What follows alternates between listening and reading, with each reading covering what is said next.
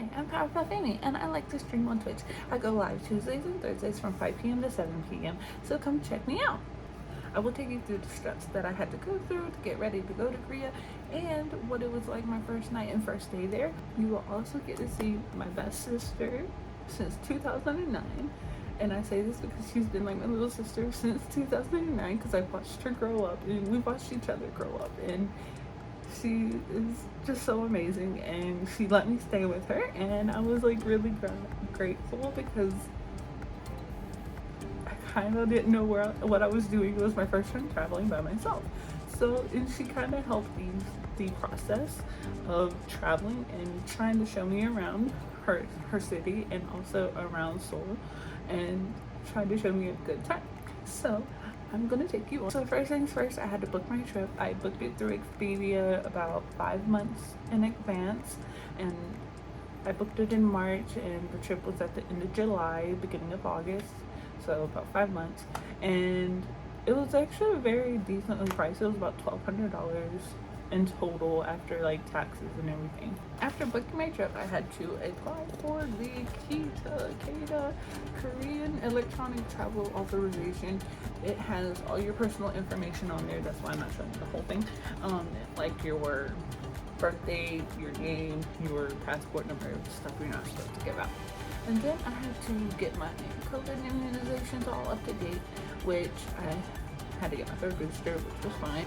And then I had to go to Walgreens the day before to get my COVID test. They say it could be ready within 2 hours. Don't let them fool you. With testing going on constantly, they said it could be take up to 24 hours, which was way after when my flight was supposed to leave. So I panicked. I got it about 4 hours later, but give yourself enough time to get the test. But as of right now, Korea has made it where you don't have to get a pre-departure COVID test anymore. And now you just have to submit your COVID test within 24 hours of arrival. You have to make sure you print everything out. That way it's just, you got it all lined up. There was also the self-checkout that I did not know I needed. When I got to the Charlotte airport, the lady at the counter was like, yeah, you need this app. Also make sure you have your Q code. Q code will make your life a lot easier. The self-checkout did not work for me whatsoever. Sylvia had to actually try it on her phone. She called the people like multiple times trying to understand like what was going on with the app, why it wasn't working, and what I needed to do. And she was just like, I don't think it's gonna work, which it never worked, by the way. Well, she got it to where it was like, say it was in progress. It was supposed to be approved before the lady at the airport could let me go through, but the lady at the airport was like, I'm gonna let you go through, you're good, just make sure you work on the app, I'm getting it approved, that way when you get to Korea you don't get sent back. So my flight was supposed to leave like 8 o'clock in the morning the next morning, and so me and my dad drove me up to Charlotte the night before. I got an email saying that my flight had been canceled from Charlotte to JFK. I texted Sylvia and she was like, oh crap, what do we do? I was like, hold on, I'm calling these people, let me see what's going on. And they ended up getting me an earlier flight, but to Dallas, and then they switched my second flight from Dallas to Korea, which was fine, whatever.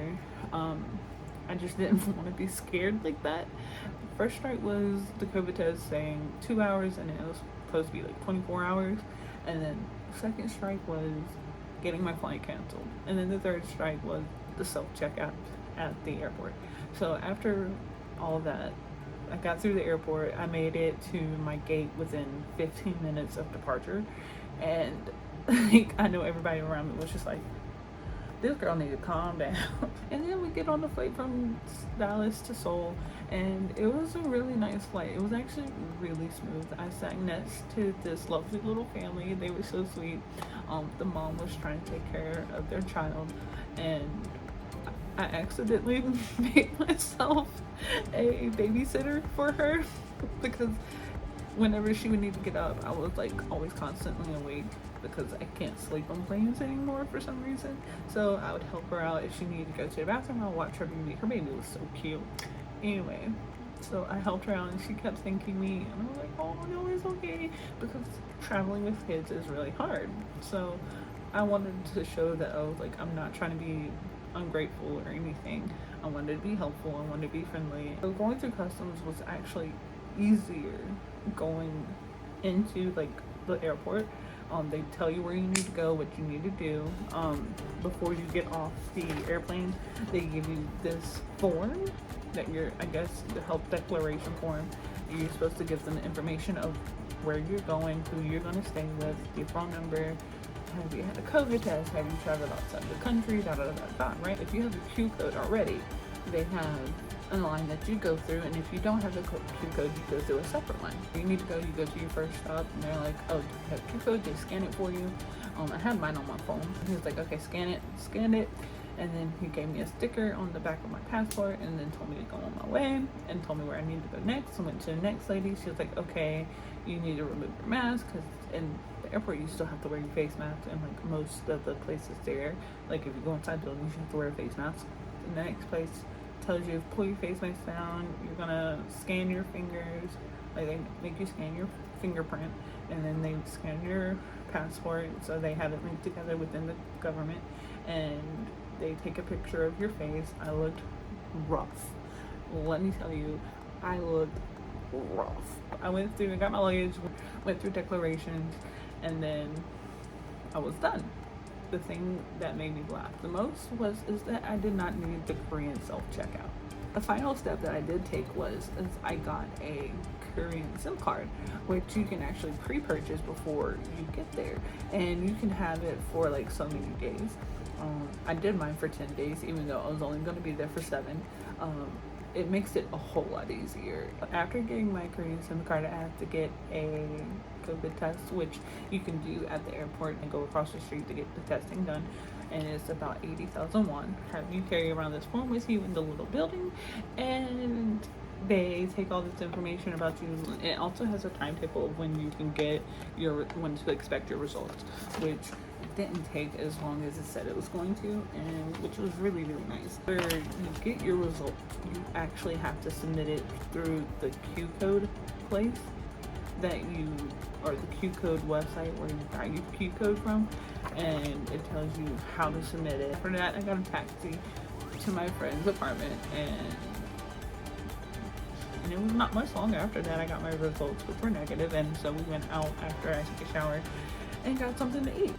This is me traveling to Korea and my first steps, and then my dinner, some outside, and this is us getting our bikes and going to Han River to ride the bikes, which was so much fun.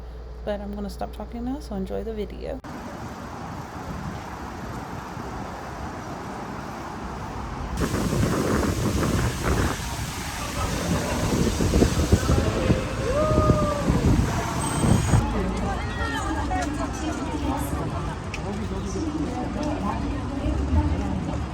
This is Amy's human tripods perfumes.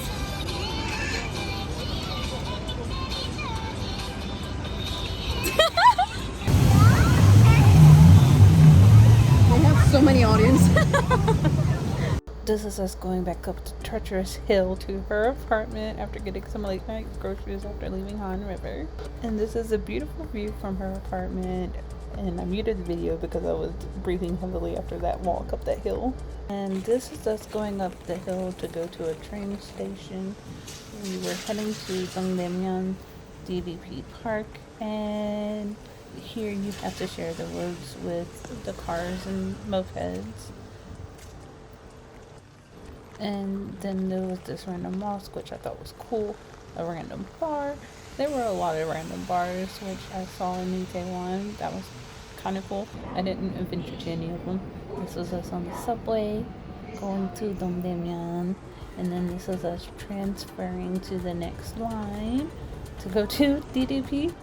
And I really liked the advertisements. I thought they were either really cute or really like eye-catching. So yeah. And then this is us arriving at the DDP. It was raining really heavily.